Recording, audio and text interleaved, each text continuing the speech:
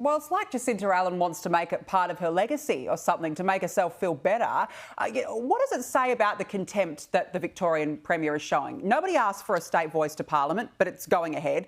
Nobody voted for a treaty, but it's going ahead. She hasn't ruled in anything or out for these recommendations. What mandate does she have to pursue this?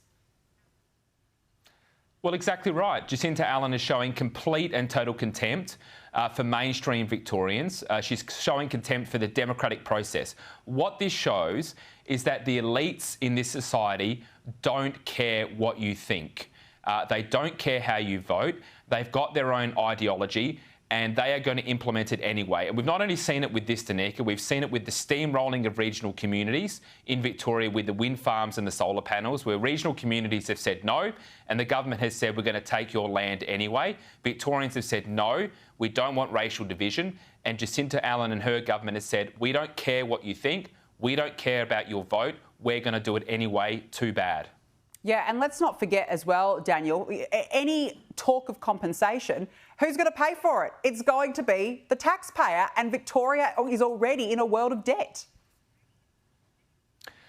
Well, that's right. I mean, when we're talking about compensation, let's be honest about this. It means reparations payments. It means taxes on mainstream Victorians to be distributed to a certain group based on their race, in this case, Indigenous Victorians. For what though? For what claim? The claim that we're a bad country.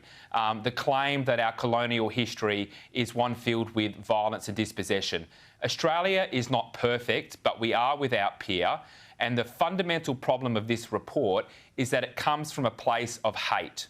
It doesn't come from a place of unity or a place of love, and it is punishment. This is punishment being meted out by the activist class because Australians voted no to their divisive policy at the referendum.